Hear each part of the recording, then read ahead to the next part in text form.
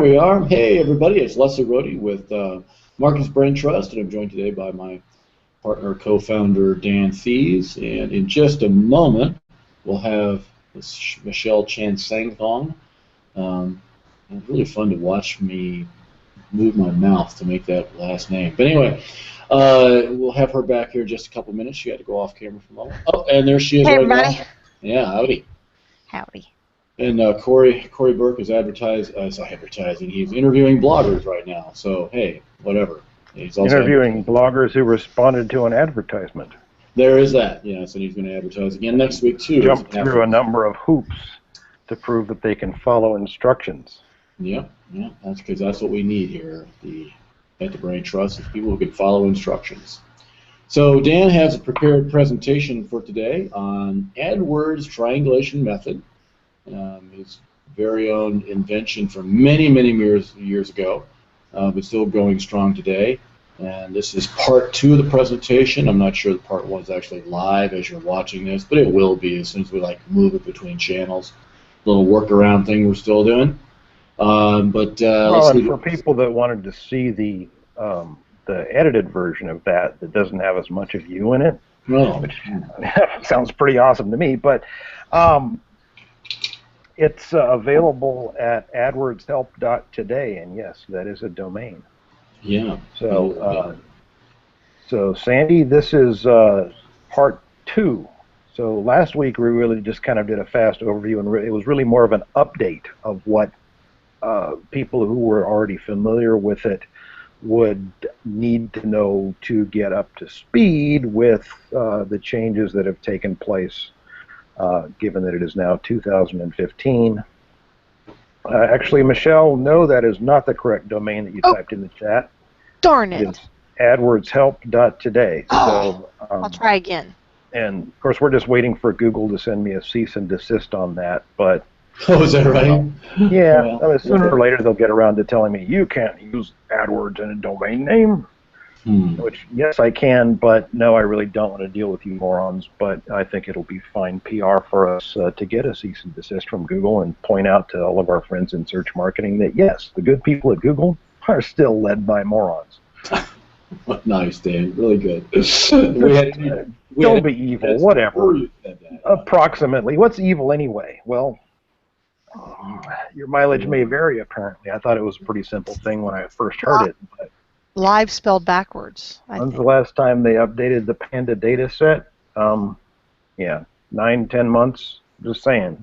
That's not exactly. They didn't say be nice. They just said don't be evil. So certainly not nice. Don't actually perform human sacrifice, and I guess that's close enough. Okay. So what I have today is a little bit of a trip through the Wayback Machine, and I last delivered a version of this presentation 3 years ago. And so this is a slightly different version of that, but let me turn on the screen sharing thing and take you on a trip on the Wayback Machine. So wait, what? There it is. Thought for a second it wasn't going to let me screen share, and I was going to be really mad. Wouldn't you be mad if they wouldn't let you screen share? In the right circumstances. I mean, like right now, if they wouldn't let you screen share, you'd be really mad. You'd be saying grown-up words that we shouldn't teach our children to say. Okay, there we go. Darn. So you're being presented. When to use them properly. Okay, so here we go. Start screen share. And now everybody should see Keynote, because I'm working on this one in Keynote. Nice. And so I'm going to hit the play button, and it's going to start the presentation now. So the AdWords triangulation method is something that I really, literally have been doing for more than a decade. And it's, to me, very simple, and a lot of aspects of it are very obvious, but to the people that put AdWords together, and to a lot of people that have been trained by Google or by some other folks, there are a few things in the way that kind of AdWords being run by the book just doesn't work right. And more and more I've been encouraged, as we've been looking at people's campaigns, that a lot of people have decided to throw away those books and start focusing on doing things this way. And there are really 4 critical pieces to how this is supposed to work. So the first piece is to target users that have commercial intent. So what we're trying to do is find people using keywords that indicate that they actually want to take action. Now, for a retailer, that means that they might want to buy something. If you're a lead generator, it means that they're, really at that point, because you know something from the search terms, as we talked about last week, that they're ready to actually do something. The second part of this is to put your ad into the most profitable position on the page, and that's one of the places where a lot of the advice that's out there breaks down, and Google will tell you the same thing, that hey, if you want to get cheaper clicks, you can just bid less and move your ad down the page, but that's based on an assumption that we've already demonstrated repeatedly is false, and when it comes from Google, I think of it as a lie, because they ought to know better. They have access to more analytics data than I do. The fact is that ads that are positioned towards the top of the page are going to convert at a higher rate than ads that are farther down the page. And this is obvious both just if you think about it in common sense terms, but it's also obvious when you look at the data. And I'll show you the data from one of the accounts that I've worked on in just a second. But the second piece here is to after you've targeted those wallet out keywords, those high intent keywords, you want to get your ad anchored into the most profitable position on the page. And that's not always the #1 position, and sort of the shape of the auction at the very top is going to vary from market to market and from keyword to keyword. Sometimes you're going to find that there are 1 or 2 players that are willing to pay far more than you are to be at the very top spots, and at some point you have to just say, okay, you can have it. But you do want to be up toward the top of the page, and if you can't be there, then what you've got to do is find a better combination of ad and landing page and offer, and figure out a way to become profitable enough in those positions to make it work, because it's not going to work better when you move down the page. The third thing is to look at your ads when you're testing them, not just in terms of which ad gets the best click-through rate, but which one gets the best combination of click-through and conversion rate. And I'll show you how the math works on that in a minute here. And the last thing is test. You must test your ads. And I'll show you ways that you can actually take ad groups and campaigns that are working well and not expose half of your profits to a test by doing some stuff that, well, I've been doing for more than 10 years that still to this day, when I tell people about it, they slap themselves in the head and wonder why they didn't think of that before. Such as the indoctrination that Google has put us in. So the first thing we want to do is target those open wallets. So let's imagine that you wanted to sell some baby gifts. We want to start with just one keyword. You'd like that to be a keyword that has commercial intent, and most of the time the keywords that you're after are obvious. It's the same ones that you'd be going after from an SEO perspective. But you're after something with high volume, because volume means that you can get more impressions on your test ads, which means that you can get more clicks, more conversions, and actually do the math and come to conclusions on your ad tests faster. And that's important, because what you learn from testing your ads on high volume keywords is also going to apply as you move out and look for lower volume keywords. Now, if you don't have the budget to test, do a bunch of testing on a high volume keyword, great. Then move down to a volume that you can handle. But you're going to have to think of this as, well, I hate to say gambling, but you're putting money at risk when you pay for advertising, right? You don't know what the result is going to be. And everything that you're doing when you're managing an AdWords account is like running a science experiment, right? You have a hypothesis, and you believe that the probability is there that the test is going to come out the way that you want to, but you still have to run the tests. And so if we were selling baby gifts, well, the obvious, and as it turns out with extensive testing, you would be correct to think, when people type baby gifts into the search box, that is the highest volume term that actually has a high degree of intent to it. That is to say, a very large percentage of the people who type baby gifts into the search box want to buy one. So there are really 2 types of search query that we're going to talk about here. One is that wallet out term, the commercial intent term. And once upon a day, there was this beautiful tool that Microsoft had put together based on a fairly large data set that actually lets you get a sense of what the commercial intent, what's the probability when someone types that in, that they want to actually engage in some kind of a transaction. And for this one, the number was nearly 95%. On the other hand, there are also research or informational type queries. So things like homemade baby gifts. So if someone types in homemade baby gifts, they might be looking to make one. Or they might want to get somebody else to home make them a baby gift. But, well, let Etsy try and rank for that, and you worry about running your ads on the stuff that has a high degree of commercial intent. And so how do we find keywords with commercial intent, with the intent for transaction? Well, first thing to do is do keyword research, get yourself into the Google AdWords keyword tool. There are other tools that are out there that you can play with, things like SpyFu and stuff like that, but, well, none of them are really any more effective, and in many cases can be misleading. Just use the Google tool, get a big list of keywords to look through, look at the ones that have the highest volumes, look at what the bid prices look like, and then just use your brain. And let me tell you two things to put into your brain. One, can you think of anything else that somebody who typed that in might want? Two, when you do the search, what does the search result page look like? Are there others who are doing similar things to what you're doing that you would be competing with? Don't be afraid of them. They're probably not very good at running AdWords, or they've hired someone who's not very good at running AdWords to run AdWords for them. The vast majority of AdWords accounts that I look at, whether they're personally managed or commercially managed, are not run all that well. And in fact, most of the time, given our audience, the ones that our clients are running for themselves are often better managed than the ones that are being managed by agencies.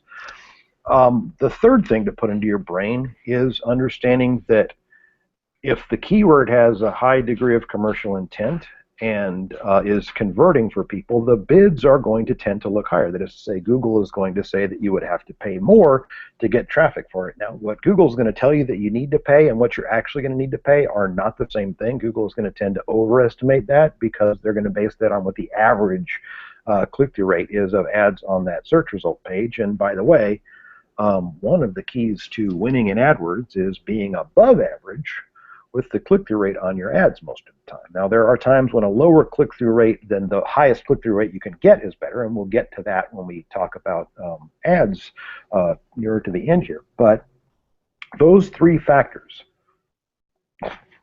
what can you think of that people would do with that query? Two, what does the search result page look like? And three, what does the price look like? Because if the price is high, there's probably a high degree of commercial value and commercial intent behind it. And as long as the others on there are doing things that are similar to what you're doing, you're probably in fairly rich territory in terms of, well, there's lots of gold there. Sure, there are other miners picking around the hill or wading through the stream trying to get gold out of the sand, but don't be afraid of them. Just go in and punch them in the nose and take their search result page away from them. So there are, as we talked about last time, three different types of keywords that you can use in Google AdWords. And, well, there's actually another one that we talked about last time, but broad match is the first one. And it's the first one that we dismiss in terms of something that should be part of your strategy. It should be the last thing that you do. And the reason why is if you type in baby gifts, that might also match when somebody searches for baby blankets. It also might match for baby dog toys because it'll match on baby toys, and the fact that the word dog is in there, Google don't care. It matched. And it'll also match for gifted baby. So if you're looking for, what should I do to find out if my little precious bundle of joy is a special gifted bundle of joy or just the average typical squalling, screaming bundle of you'll never sleep again. Sorry, I've been through it, so not bitter or anything, but just they scream a lot. They cry a lot. Leslie, you've heard stories about this kind of thing, right? Do you get to watch the baby every now and then? They'd like drop it off by Grandpa? Yeah, actually tomorrow night. Awesome. So you'll be having a great night. Just actually, he doesn't scream and cry. I mean, Dan. Not with you. Yeah, no. Yeah. So I mean, maybe it's personal, Dan. Maybe you should have that looked at. Yeah, you can get a He-Man doll and you can be Skeletor.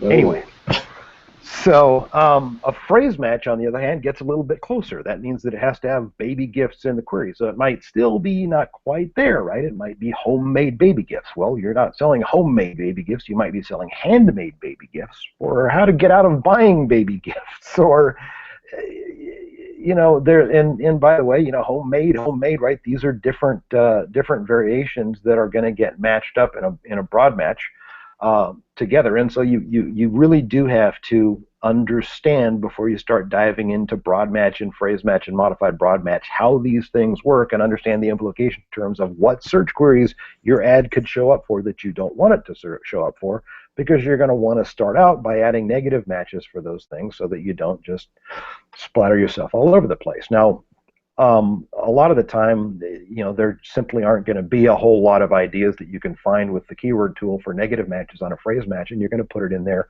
and then you're going to go into the dimensions tab frequently, as in like once a week, and go look at the search queries that it actually matched and make sure that you find any negative matches that you might want to add.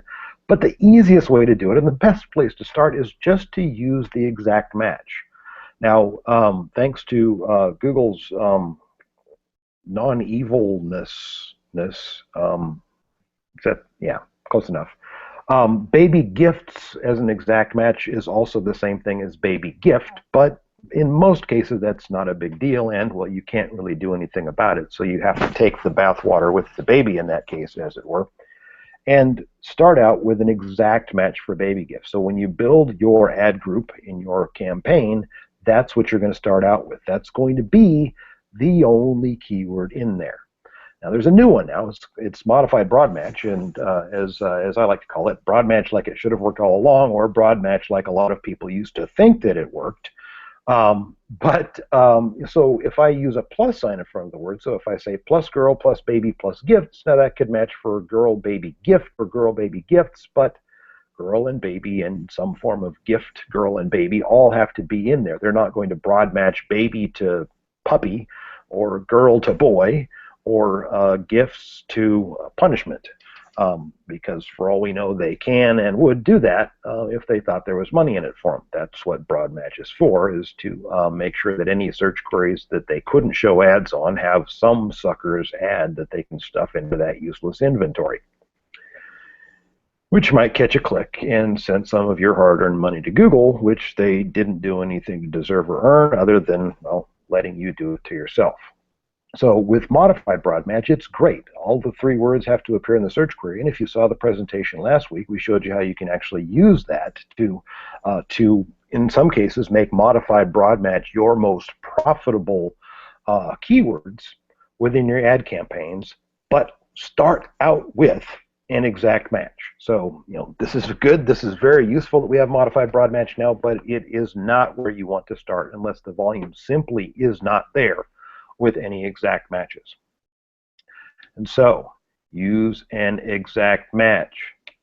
It's going to look something like this. One keyword with a bid. Keywords in the brackets so that makes it an exact match. Got it? Everybody's got it. Good. And these days, of course, they've got a drop down in there, so you can just type baby gifts without putting the brackets and pick exact match from the drop down. But me, I'm old school and I don't trust Google, so I always type in the brackets. So again, with broad match, I know it's tempting, but think about what baby gifts could match for. It could match for give the baby a dog, because give is close enough to gift and it's got baby in it. And should we give the baby a dog? Your ad for baby gifts as a broad match could show up for that. If you're not selling dogs, probably not going to help you. Right? Is that a good prospects for your site? No, that's somebody who's confused about what they should do with the baby and not looking for a gift for a baby, and you want people that are looking for a gift for a baby. Same kind of stuff can happen with phrase match, right? So somebody might search for handmade baby gifts, or you want handmade baby gifts. And, okay, it might show up for homemade baby gifts on a broad match, but handmade, if you really want handmade, then you want to make sure that you make sure the words hand and made are in there, and so you can actually put in handmade baby gifts, or use handmade in your keyword. But if you just go for a phrase match for baby gifts, somebody could type in handmade baby gifts or homemade baby gifts, and guess what? Your ad's going to display, and that's not necessarily going to have the high degree of commercial intent. If you're going to figure this AdWords thing out, if you're going to be successful with it, you're going to be successful with it much faster by starting with one exact query that you know what they meant to a high degree. It's really simple here. Traffic is easy to get. You can get traffic. You can still go out and buy bulk traffic. If you want to get 1 million visitors to your website, I think that'll cost you about 20 bucks. These days, they're mostly from bots, but they can be made to look like humans. So if your boss has given you a deadline to get 1 million visitors, that can be arranged. But if your boss has given you a deadline to actually sell some stuff, well, then that's not going to be so easy.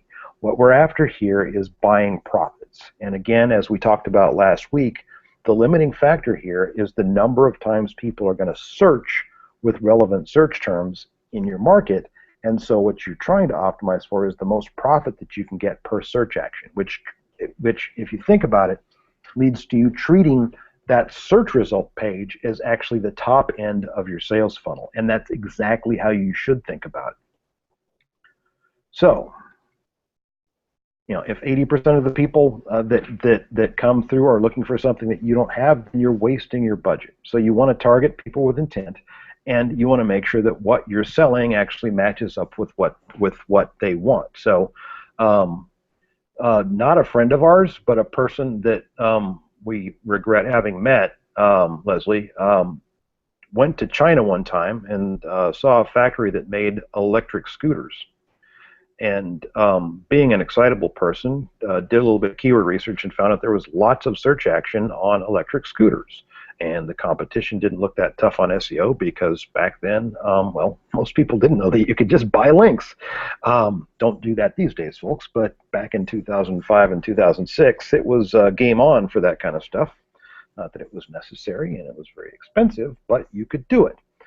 And so he bought a bunch of links and put up a website and got ranked #1 and ordered a bunch of electric toy scooters. And guess what he found out? He found out that most of the people that search for electric scooter were looking for a mobility device because they have trouble getting around. And so they're looking for essentially a motorized wheelchair and not a street legal electric scooter that can go 30 miles an hour. They don't want to go 30 miles an hour down the produce aisle. And by the way, when we mean a lot, it was a container. It was a lot. Yeah. So. Yeah. There were only 13 of them sitting in the warehouse, but I know that that was the shipping warehouse where they were eagerly hoping that somebody would buy one. We did sell 3 of them through AdWords, but it was at great cost, as in a couple $1,000s per one sold for less than $1,000. So that's why we say, look at the search result. Look at the ads. The ads will tell you who can make money on this because someone will have found it already. Back in the day, way back in the day, there was this thing called KEI, Keyword Effectiveness Index, and the idea was that you could do some very fuzzy math, like completely ridiculously made up fuzzy math that would tell you what keywords represented market niches that were really profitable but nobody was in. Unless you've invented something new, there is no such thing. And so you are going to be in competition, and because you're going to be in competition, you need to have some discipline, and that is why we test. So focus in on what could you target. If somebody searches for baby gifts from grandmother, well, gosh, you could do that, right? You could target that. In fact, as we talked about last week, what you'd want to do is have, if you're running a phrase match on baby gifts, you'd want to do a negative match in that ad group for grandmother, and you'd probably want to nowadays use a modified broad match that said baby plus gift plus grandmother to have an ad group that targets baby gifts from grandmother. Because I don't think you'd want to get well, if you were looking for a baby gift for grandmother, the same ones would probably apply. They probably like the same kind of weird stuff that they give to kids, right? And so we have the ability, we have the control. Now there are some things that you've got to think about, right? So a keyword like baby doll. Leslie, do you know what a baby doll is? Well, yes, I do. Several definitions Yeah, of that. it's actually there are toys that people give to babies that are dolls, but if you go search for baby doll in Google, you'll find that there aren't any ads for those things. And I think actually so right now, in fact, there aren't even any ads on that query, and that's because that query is so vague that Google has figured out that it's really hard for advertisers to reach conversion on that, and so they don't even show ads on it at all, even if you have say search off. So why don't you use broad phrase match? You will someday, but it's about having control. So you want to take control and know exactly what you're selling against, what search query, what did they type in the box. When you know what they typed in the box, then you should be able to come up with a message that says, I've got an answer for that query, come over here, and then take them to a landing page where you can deliver on it. If you can't, then you're not ready to profit on that keyword. But first, start by knowing what they typed into the search box. So if you're selling baby blankets, well, don't use baby gifts and hope that it broad matches to baby blankets, and don't use baby blankets as a broad match and hope that it doesn't broad match to baby gifts or whatever else, because it will. Advertise for that exact match. And again, folks, it is almost always the obvious search term that you think of first or second or maybe third that is going to be the highest volume and have the most commercial value. It is really very easy. A lot of people really were sad when when Microsoft got rid of the commercial intent tool, but really it was hardly necessary if you just do the three things that I said. So think about what it could mean. Think about what it could mean that you wouldn't want it to mean. Go look at the search result page and then look at the bids on it, and that'll tell you whether it's a good keyword for you to go after or not.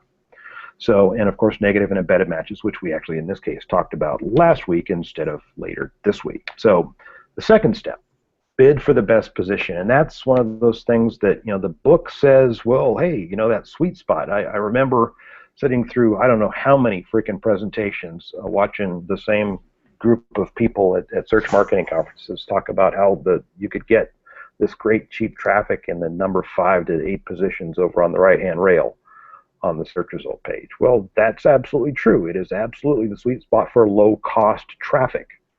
But if you want to buy low-cost traffic, like I said, I know people that will sell you bulk bot traffic for literally, not even a penny a visit, which Google won't even let you bid that low. So, because the whole idea is wrong there. What you want to do is you want to buy profits, not clicks, right?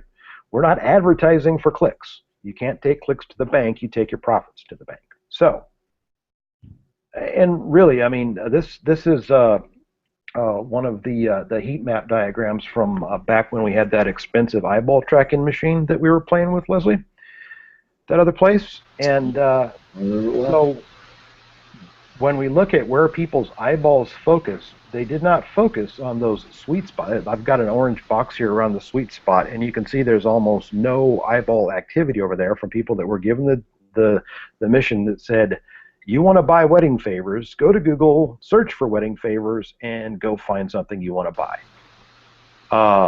All the action, in fact, is over on the top ads, and the one ad at the top right gets a little bit of action, and that can be a profitable spot. But basically, if you're not in the top box or in that top ad on the right-hand side, you're really looking at rapidly diminishing returns. And what you end up with is lots of impressions and low click-through rate on your ad, which means that your ad price isn't going to, your price per click isn't really going to go down that much, and you end up with very poor ROI, even if you didn't even factor in the fact that the conversion rate is going to be so much lower. How much lower? Well, here's some data that we pulled out of one of the accounts that we were working on, and this is the amount of revenue per click is overlaid on top of the actual ads on the search result page, and that's based on the position. So ads in what they call T1, and this report is available to you in Google Analytics, and within AdWords you can actually at least look at top versus side, which is really a simpler way of looking at it in terms of where your ads displayed. $2.92 per click when our ads were in that T1 position, $1.88 and $1.92 in T2 and T3, $1.60 on that top ad on the right-hand side, 97 cents a click in that next one, and then boy does it drop. In fact, that number 8 spot right there at the bottom of the sweet spot. When we did have a few hundred clicks there because they had, well, they had been trying, they'd actually had a script running to make sure that they stayed in the sweet spot until I got rid of it. 7 cents per click down there. And why is this? Well, if you think about it, it's kind of obvious. And when Google tells you that the conversion rate and all that stuff and the value per click doesn't vary by position, when I search for baby gifts, how many baby gifts do I need to buy? Probably one, right? If it's twins, I'm probably going to buy 2 gifts, but I'm going to get them at the same time in the same place, right? I'm not going to keep searching for baby gifts over and over again and keep clicking ads farther and farther down the page. The fact is, if somebody's clicked on the number 8 ad, they're really picky or really cheap or really indecisive. I mean, there are reasons why you want to be in one of the top spots, okay, and why being in that low spot is not valuable. And you can look at this if you've been running ads yourself. You can look at this data yourself in analytics, and you know, you'll slap yourself in the head most likely. And whether you're looking at revenue per click or the conversion rate, it's going to add up the same way. So how much does it cost to get up there? I mean, at first it does cost more. But the gap actually closes very quickly as you test ads, and when you're up there, you're going to have a higher click-through rate. And so just being a little bit above average. In fact, when we were running ads and basically pinned at number 1 with, I think it was a $6 or $7 bid to make sure that nobody else could even taste that top spot. Because again, what were we looking at in terms of added revenue? A lot, right? We were looking at $3 per click versus $2 per click by moving down 1 spot, okay? And so let's get that back up, sorry. This thing is not doing what I want it to do. This is why I use PowerPoint, not Keynote, by the way. But $2.92 per click in revenue, we were bidding a lot for that because we didn't want the other advertisers to even know or ever get a chance to do the math. But with an above average click-through rate, our cost per click there was about 60 cents per click. When they were running scripts to stay down at number 6, they were paying about 50 cents a click. So, you know, it was 6 times the revenue per click for an extra 20% more money. Not that much. It really doesn't cost that much because being up there, you're going to get more clicks and you're going to be able to test your ads faster, which means you're going to be able to become above average faster otherwise. So let's real quick just look at how Google ranks the ads, because that's why this is important. So Google looks at a couple of things as the main factors, and then there's this thing called quality score that gets used and misused and means a lot of different things. It's one of many terms that Google has overloaded to mean a lot of different things. But in terms of where your ads rank on search result pages, it really boils down almost entirely to this. Your click-through rate times your maximum bid is the value per impression for Google to show your ad. So if you have a 10 cent per click bid, and another ad has a 20 cent per click bid, and your ad gets a 10% click-through rate, then 100 displays gets Google $1, right? So 100 displays, it gets clicked 10 times because that's what 10% means, and times 10 cents, it's $1 for Google. If the other ad only gets a 4% click-through rate in the same spot, well, then it's really only worth 80 cents for Google, even with a higher per click bid. And so ad number 1 is more profitable for Google. And, you know, Google's whole auction, the beauty of the way AdWords works is that they use this second price auction, what's called a victory auction, to position ads in this way. And the best part of it is that when you win that auction, you only have to pay enough to beat the ad below you. So even though we have a $7 bid, we end up paying 60 cents a click because that's all it costs with our much higher click-through rate to beat the ad behind us, and that's all you have to do. So let's review. You're bidding for top positions on exactly one exact match keyword, right? Pretty simple so far. So let's talk about ad testing. And I don't try to overthink this too much, although I may have thought about it more than a few people have. But what I really like to do to start out with is write 2 different headlines and try 2 different offers. So if you see that thing that's underlined in blue, that's the headline. The next 2 lines are the offer. So it's offer 1 and offer 2. You've got 25 characters to play with in the headline and 35 characters in each of the 2 offer lines. And then you've got the green display URL, which I see people all the time try and jam keywords into that. Okay, it's not going to help you that much. We actually did expend considerable lucre and resources to do some testing and figure out how big of a deal it was, and it was worth about 3% of the click-through rate. And so, testing around other stuff before you test around adding stuff to your display URL is a good idea. You really should worry about what's in the headline and offer, because those are going to make a big difference. And so what I've done here is I've got 2 headlines: unique baby gifts and baby gifts fast shipping. These 2 headlines are going to be tested against 2 different offers. So my 2 offers say, in a pinch for a special baby gift, look no further. Huge selection. By the way, that ad would no longer be allowed because they'd give us some kind of fit about the capitalization in it, but we used to be able to get away with that kind of stuff. Now you can't use all caps on words and stuff like that, and all kinds of, you can't do any of the cool punctuation tricks we used to be able to get away with. And then looking for a unique baby gift, great prices on cute and cuddly gifts. That's it. Those 2 offers, those 2 headlines, put them in there together and let them test. Now, if you were down at the number 7 or 8 spot in that sweet spot, do you know how long it would take for this ad test to conclude at a 1, maybe 1.5% click-through rate? Well, approximately forever. At the top of the page, you can usually find out in a week. So you test all 4 combinations, and then you do some math. Now, before we talk about how to do that math, let's talk about how to write the ads. Because what you're trying to do here is enter the conversation that's already going on inside of their head. There's a reason why they typed baby gifts into a search box, right? And so you want to think about what's going on in there. I need a baby gift. Put yourself in their shoes. Breathe. Think. Try to put yourself inside of their mind. Try to become them. And if you can do that, you can write great copy. Easiest thing to do is offer a solution. You need a baby gift? Well, we've got unique baby gifts. So maybe you waited too long. Maybe you need fast shipping. That's what those 2 different headlines were meant to test. Is getting it fast more important than getting a unique one? Cool baby gifts now, top baby gifts now, cute baby gifts.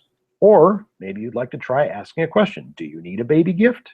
Baby gift bamboozle? Well, don't use that one, not really. Where's your baby gift? Forgot to get a gift? Need baby gift help? Right? Brainstorming. We've got a great video that we really should get onto our YouTube channel with Andrea and Howie Jacobson talking through the avatar method. I know it's online somewhere, but it walks through the process of trying to figure out who they are and what they're looking for. Second thing, understand that your headline really should have the keywords in it if they fit, and the rest of your ad would do better if it has the keyword in it. And this will actually help you with getting Google to display your ad, because if the words that somebody used in the query don't match what's in your ad, then Google, actually, that's one of the few factors that will make a big dent in you, aside from click-through rate, by preventing your ad from getting shown in a high position. And so sometimes you'll find that ads actually do work better without the keywords in them. But, well, that's something to try after you've exhausted the possibilities of actually having the keyword in there. And one of the reasons why is that keywords that match the query actually get displayed in bold, and so that helps your ad jump off of the page. Sometimes simple really is simplest and bestest. So, make a promise. Solve their problem. What is their most pressing problem? If you don't know, well, think about it. As we say a lot of the time, you want to try to write to your avatar. So if you're selling, if you want to position yourself as the best place to go for cool last-minute baby gifts, then you're after the people that had that in mind, and so go ahead and speak to them. By the way, those people are going to convert at a higher rate Well, unless you're shipping things as 5 to 7 days and stuff like that, right? So if you can actually deliver on that promise, which hopefully you wouldn't be targeting if you couldn't, then speaking to that individual and basically ignoring the people that aren't in a hurry and letting them come along for the ride if they want to, but talk to the person, enter the conversation that's going on in their mind, and start with that ideal prospect, because if you can pull enough of them through, your results will be just simply outstanding. You can also try to protect the reader with a warning. We've got some clients right now who are working around ad copy that's more of a warning, because they sell what's a more expensive version of the product that they sell, but it is in fact significantly safer. And in fact, the competing products have a much greater than zero chance of inflicting pain on the user and their innocent party guests. And if you can say what they want better than they can, you've got them. So if you can help them articulate what their real goal, what they're really trying to accomplish is, then you can do really well. And of course, if you've got room for it, ask for action. And if you can, demonstrate the ownership experience. So let's look at some examples here. So, think like a human, right? Unless you're not, right? But most competitors do tend to overlook this thing. Most of your competitors, when you actually look at the competing ads, they're going to have a bunch of, they tried to just jam everything into it, and it's not even sensible to people. And most of the time, ads that aren't sensible to people don't work as well as ads that may leave out some of your 19 value points that you can't fit into 95 characters. And you're going to find, if you look at competing ads, and particularly the ones that have found their way down that right-hand rail, is going to be a lot of example of ads that you don't want to run, because if they were any good, they'd be moving up, right? So here's one that worked really well for baby gifts. Put a smile on baby's face today. Shop now for free shipping to USA. What did we get in there? We got unique. We demonstrated the ownership experience, right? They're going to put a smile on the baby's face, because that's really what you want out of it, right? You want the baby to smile, because then the parents will be happy and they'll like you, and you won't be the one that made the baby cry, because somebody is going to make the baby cry.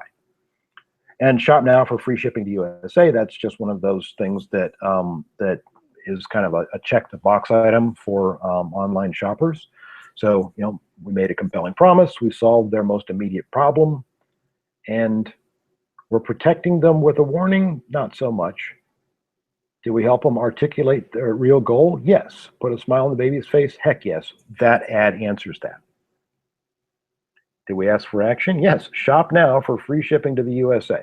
So we hit 4 out of 5 bullets. And the biggest one here, though, is demonstrating the ownership experience. Bam. That is an ad that I would have bet money on. And well, it wasn't my money, but I did bet money on it. But understand also, getting the highest click-through rate that you can isn't everything, right? Sure, it's part of the math, but you have to look at how much you sell behind it. And so you've got to look at the conversion rate, the value per conversion. So some clicks from some ads might lead to bigger transactions. In fact, I've got examples of ads where one of the ads had 3 times the average transaction size of another ad that had a higher click-through rate. This is actually the ad that had the best click-through rate out of the set that we tested over a couple of months with this account. And this ad just barely broke even. The transaction sizes were small. The conversion rate wasn't that great. And it was, baby gifts, wholesale. Well, it was direct from the manufacturer, because, well, they were getting them made over in China and shipped over here and then shipped out, right? But factory direct savings, 30% or more, low prices, huge selection, sale, sale, sale. Guess which ad actually brought in more money per click? Oh, that's right. You've seen this ad before. Unique baby gifts. Put a smile on baby's face today. Shop now for free shipping to the USA. That ad brought in 2.5 times as much per click. Now, it did not get as good of a click-through rate, but was I willing to bid more to get that on there? Yes. In fact, I was willing to bid literally like $6 or $7 to make sure that nobody else could do it. So be very, very careful, particularly for retailers. Be careful with things like discount, cheap, and free, because what you're doing there is in a lot of cases you're driving clicks at the expense of conversion and the value of a conversion. That one right there. Big winner. Do you really want to get the the cheapos? No. This shopper who clicked on this ad is buying an experience. They're buying the experience of getting the baby to smile and probably laugh. But experience advertising is something that you always want to test. What's it going to be like when they actually use the thing or get the thing, right? So whatever it is, right? If you're selling mortgage refinancing, imagine what you'll buy with the savings. Imagine yourself taking a trip because you've got that much more money. Stuff like that. And that's not advice on an ad. It's just an example of what we're talking about. So if you're selling tires, you don't sell the chemistry. You don't sell the, what flavor of rubber it is. What you want to sell is, right, how well the car will brake, how you'll be able to avoid fiery crashes and death. Who is it? Michelin? Who's the guys that put the baby in the tire? Which is like really weird because tire rubber is actually kind of caustic and you really wouldn't want to put a baby in there. Leslie, don't leave the baby inside of a tire. I think it was Michelin, but I'm not sure. I know the ads you're talking about. Yeah, so, well, that's how effective brand advertising is, folks. Yeah. Anyway, you want to make sure that they see your ad 100 times a day so that if they ever do need tires, they're not going to go to the closest place. They're going to figure out where you are because they'll remember who you were. But Volvo does a good job of that by equating themselves with safety. But, right, you're not selling, it's P62X rubber. You're selling, stops faster, drives longer, maybe, stuff like that. You're selling what they're going to get out of it. So, if you're doing mortgage leads, people think that they want the cheapest rate, but what do they really want? They want, the security of knowing that they're going to be able to keep up with their mortgage payment. They want more disposable income so they can buy an iPhone or an iPad and you know what else they want? They want a frictionless, non-pain in the butt, non-horrible experience. And one of the things that I see a lot of lead generators, particularly around financial services, ignoring is that if anybody's ever become a lead for anything, those leads a lot of the time get sold over and over and over again. So, if you do go fill out a mortgage refinancing lead form, you can expect that your phone will never stop ringing again with people that have bought that lead for the umpty billionth time as it gets flipped and flipped and flipped and flipped and flipped to where they actually change their phone number. If you can promise them and assure them with things like, Better Business Bureau and other stuff like that they're going to get one phone call from you, and based on that phone call, they're either going to decide that they're interested or you're going to forget their phone number. If you could do that, and if you could say that in an ad, and I know somebody that has, it works really well. Because the experience is what rules it all. People are buying a feeling. People are buying an idea. People are buying an experience. They're not just buying a thing, right? The old saying, they don't buy a drill, they're buying holes. Okay. The hole is probably not why they buy the drill. They buy the drill because it's going to be easy to use. They're buying the grip. They're not just buying the hole. They're buying the experience. That's why we make that choice, right? I get the one with the better battery life because I don't want to have to stop down from the work that I'm doing and go recharge it. So if you have to choose, I'd rather choose a benefit over a feature in an ad anytime. And advertisers that really get what they're doing and really grok the concept of reaching the customer will uncover benefits that the prospects had never thought of. That is to say, you can do a better job of telling them what they want than they could do of telling themselves. And so let's talk about doing the math. So at a minimum, and I mean, like, before you're even going to go look, is you're going to want to see 1,000 impressions for each variation and about a 20% difference in the results. So if you've got one headline that's getting 5% click-through rate and the second one's getting a 4% click-through rate, that's a 20% difference.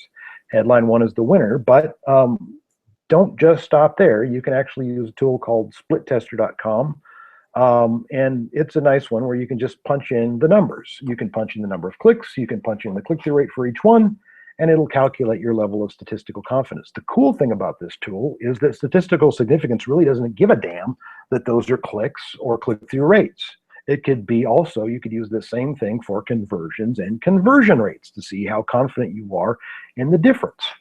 And what people will tell you is that you want to be about 95% confident before you make a decision on the ad. There's lots of reasons why that's a little bit of an oversimplification, but worry about overcomplication, not complication, right?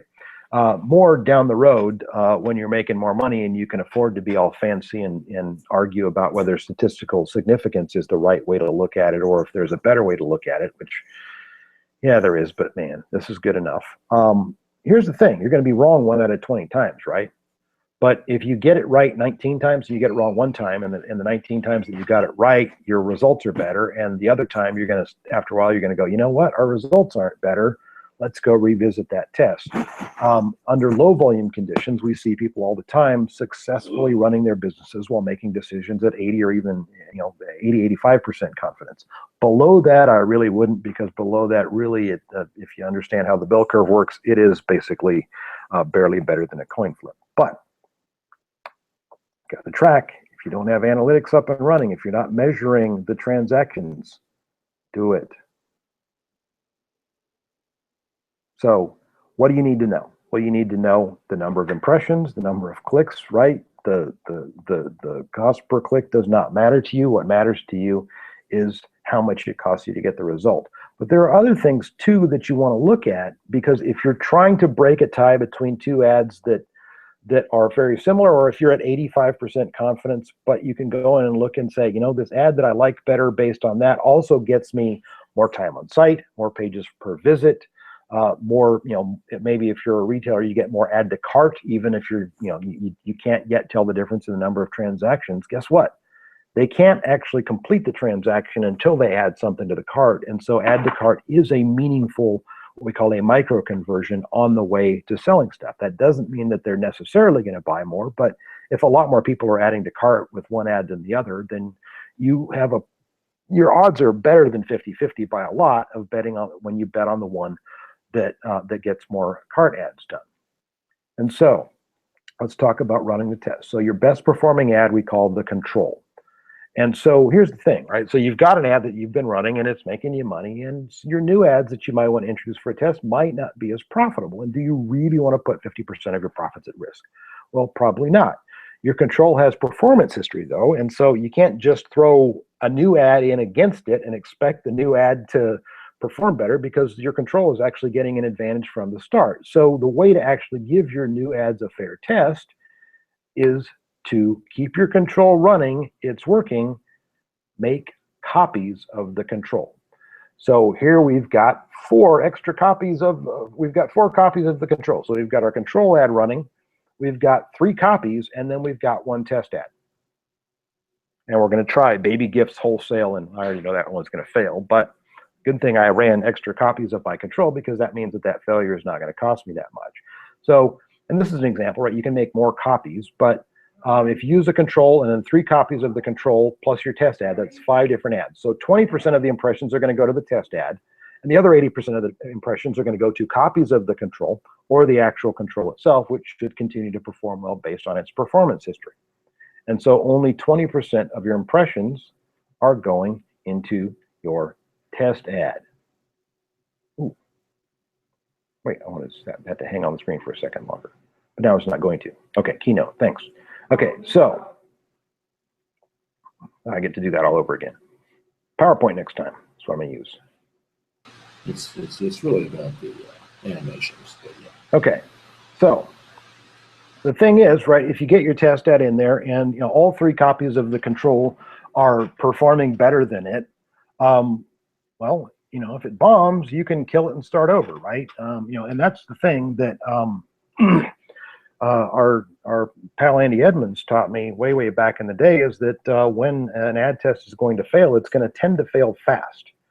And so you can kill it and move on and run a different test. But if it looks good, then you can actually ramp it up and run a full 50-50 split test, which by that point in time, your test ad should have enough performance history to be running, to be able to run stable. And you can just compare the performance of your control against your test ad and see which one does better.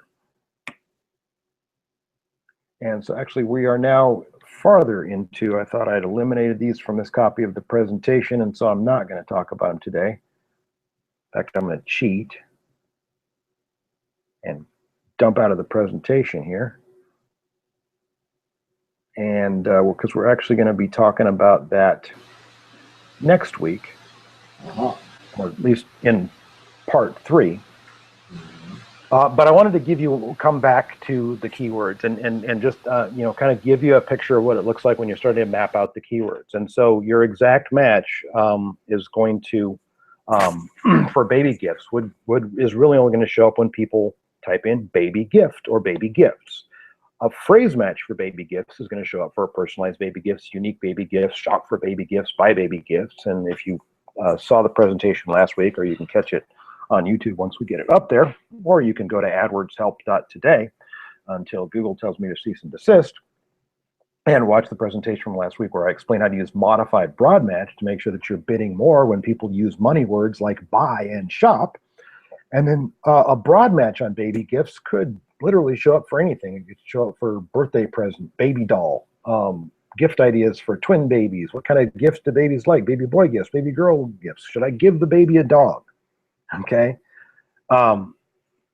Those are not the keywords that you want, and that's why we start with the exact match where we know exactly what we want. And by the way, if the phrase match, if the exact match for baby gifts turns up, if you used a phrase match and it shows up with personalized baby gifts, well, wouldn't you rather use an exact match for personalized baby gifts and write an ad that says we sell personalized baby gifts? Come here.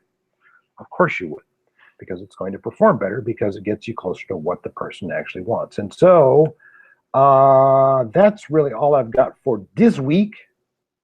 And if you would like to get some help with your AdWords campaigns, if you have questions about what I've presented to you today, whether you're interested in hiring me or not, and of course we'd love to talk to people who'd like to hire us, or would like to consider hiring us, and we're happy to look through your account and let you know exactly how and where we'd be able to make you more money. Just email me, dan+ppc@marketersbraintrust.com. We are happy to look at what you've got, happy to help you out with what you're working on for your business and what you're working on for your clients, because we believe in abundance, and we believe that if we can help you, there's a much better chance that we'll be able to work together in some capacity as clients, partners, or otherwise.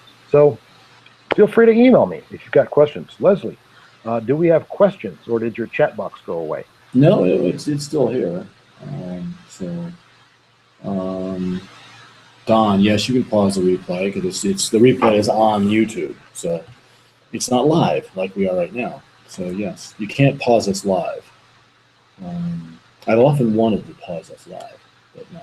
You can't pause what's live. I think not like an example of the control, copies, test thing, or a flow chart. Laughing out loud. I'm not sure I quite understand Barbara's question. Dan, do you? I do. I'll pull up an example here. Okay, go ahead. And I'll put it on the screen share here. So let me pull the screen share back up. Yeah, because you're still sharing desktop 2, start screen share, play. Come on. There we go. Better speed. So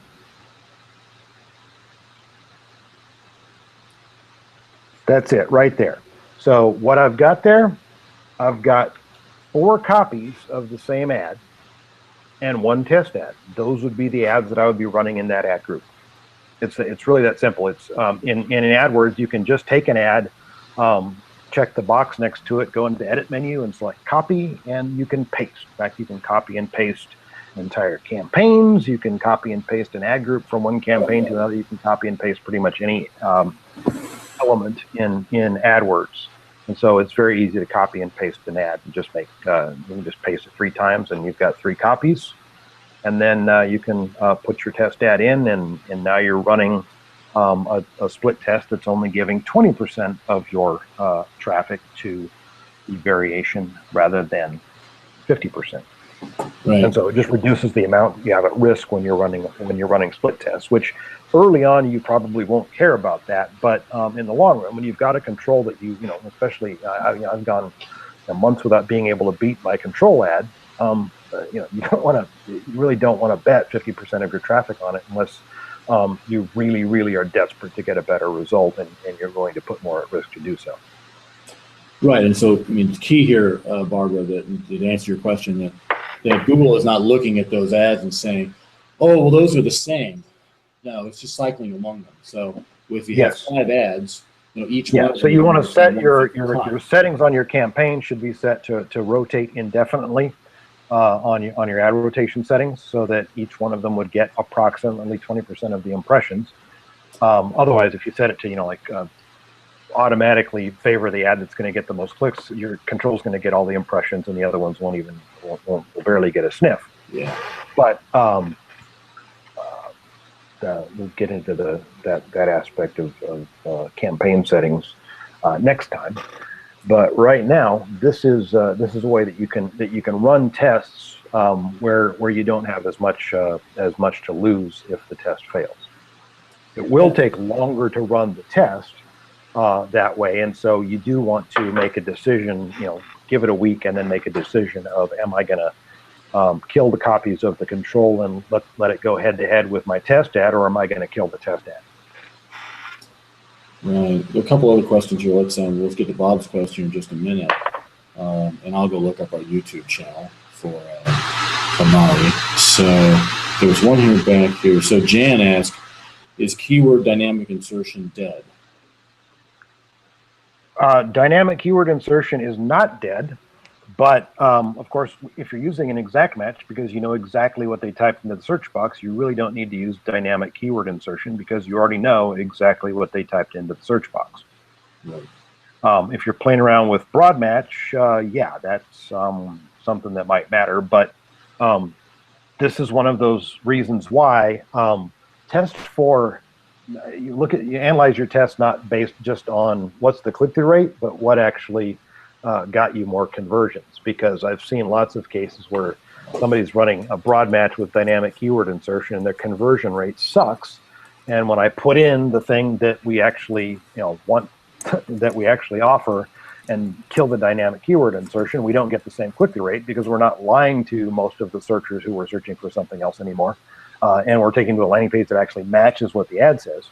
And so, we might get fewer clicks, but we'll actually get more conversions. And what we're really after here is conversions, right? We're trying to buy profits, not clicks. Yeah, right. So not dead, but the applications were always limited, and I have very rarely used it. Yeah, I think that's.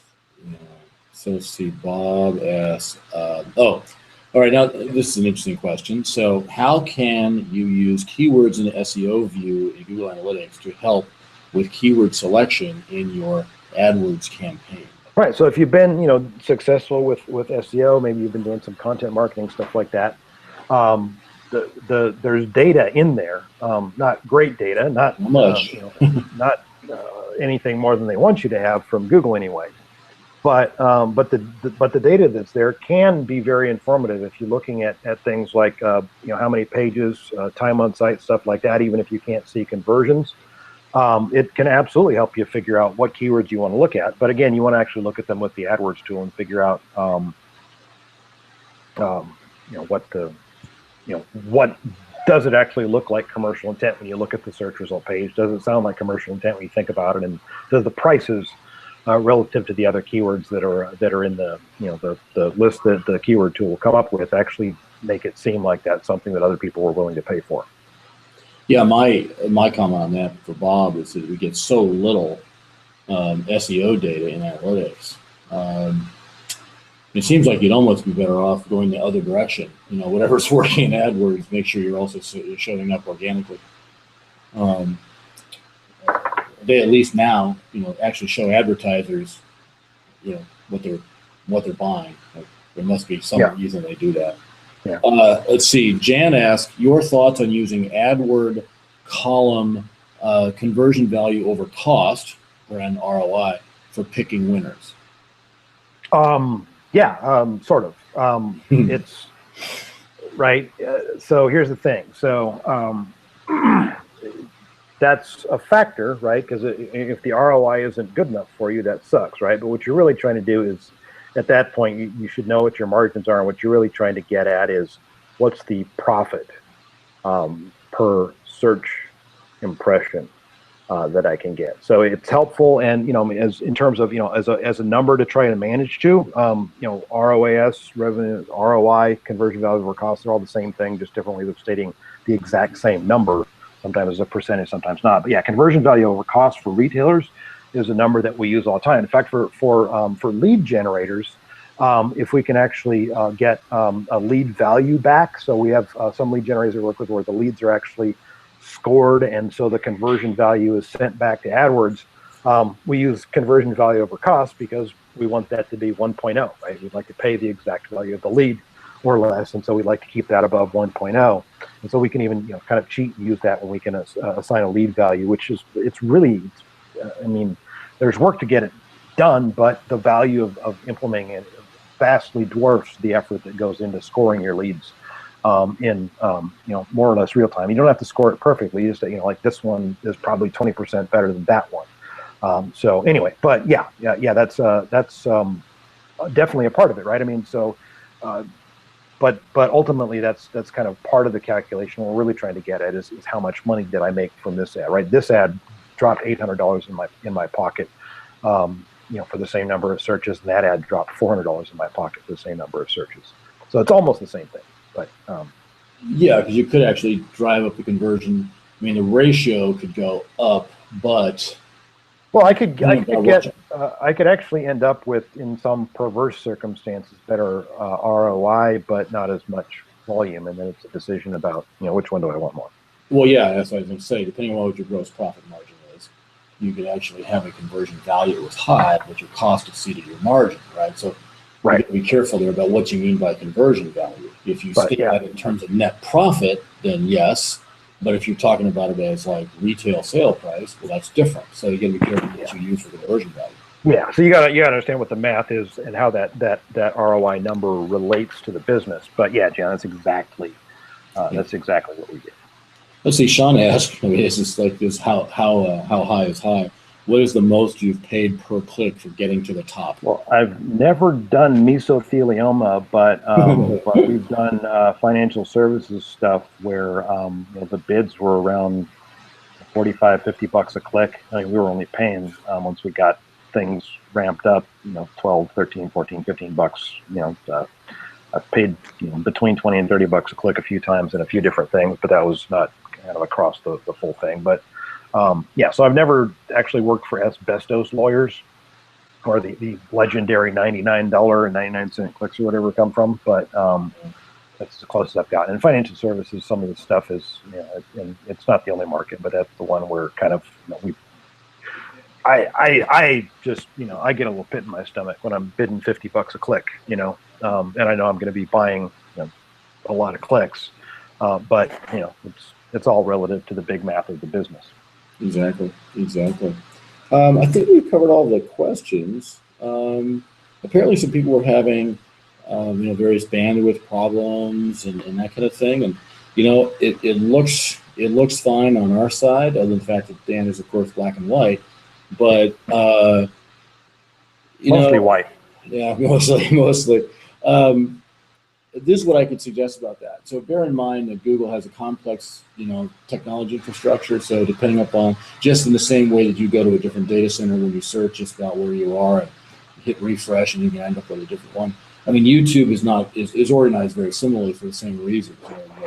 Manage the huge bandwidth they have, which I think is mostly cat videos, by the way. But anyway, never mind that. So it could very well be that that's what's going on. I mean, one of our attendees here say, and Quincy, we'll get to your SEO question in just a moment.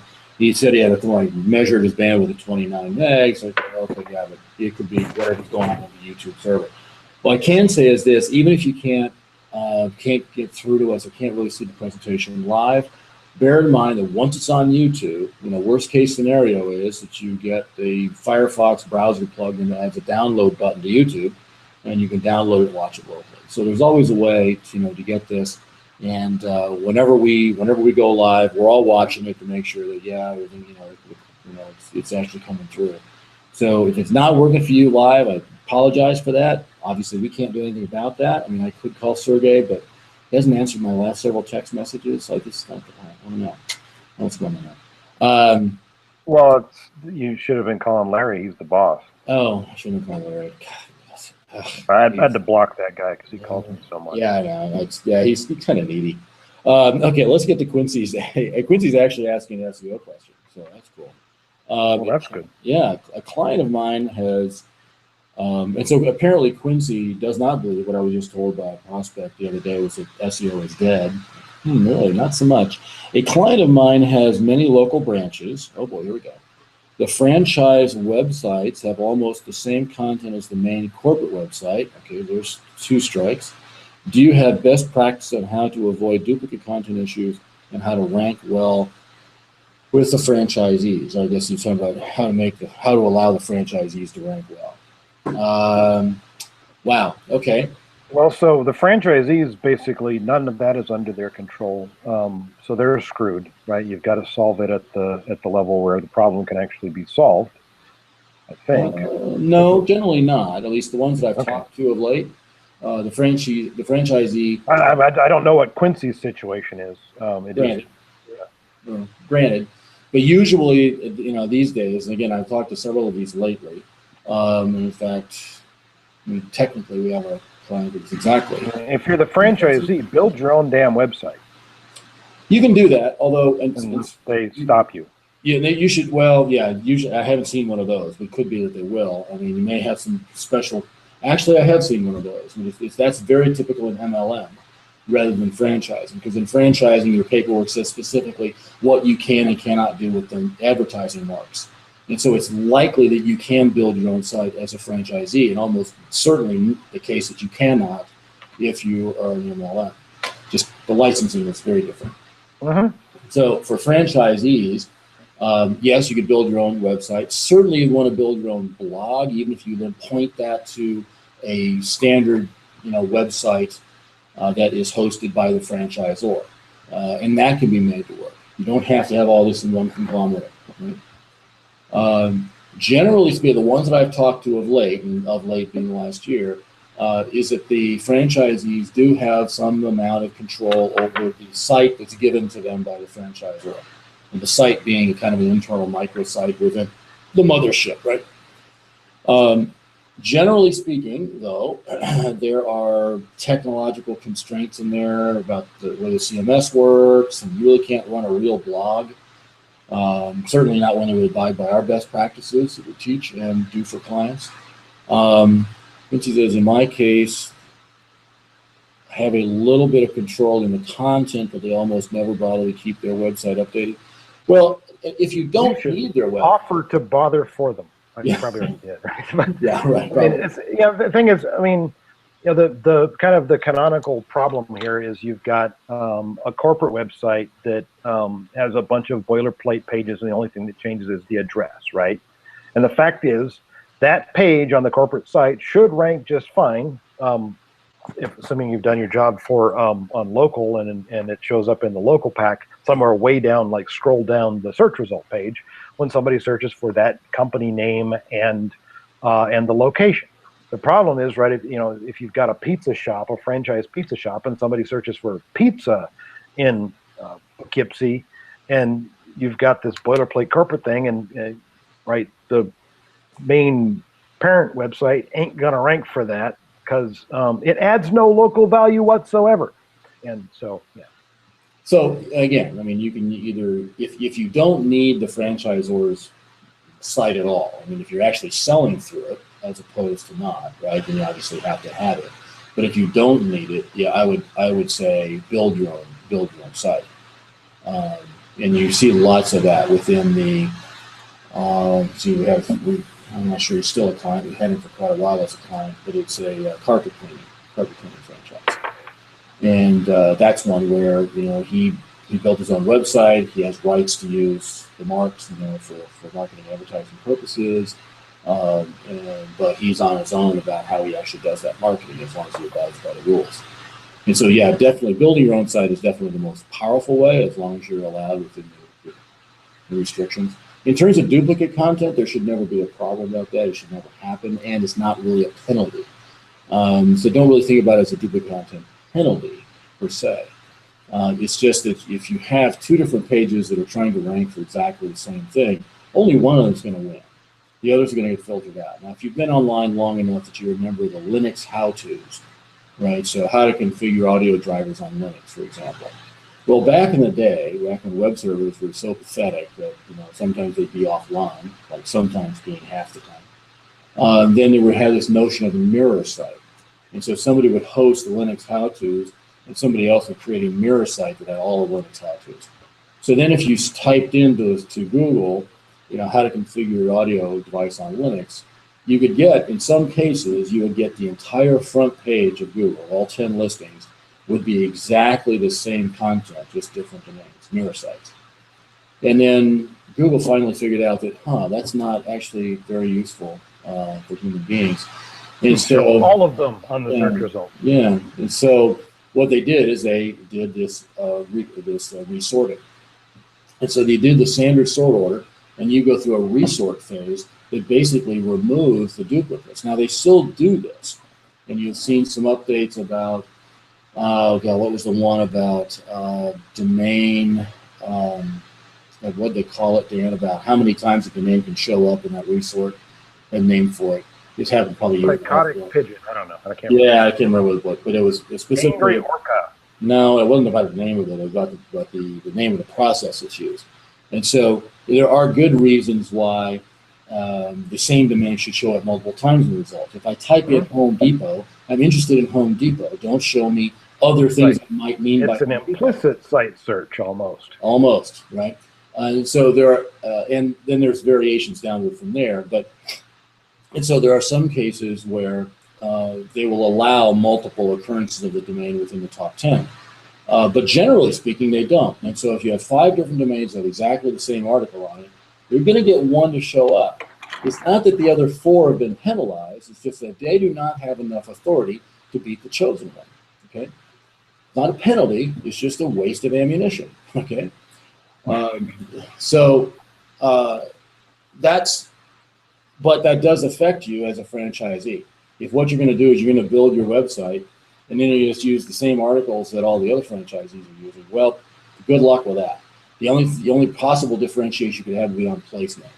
So yeah, the guys in Portland are not going to rank against the guys in Los Angeles because of locality aspects in the way Google actually serves results based upon where you're Googling from.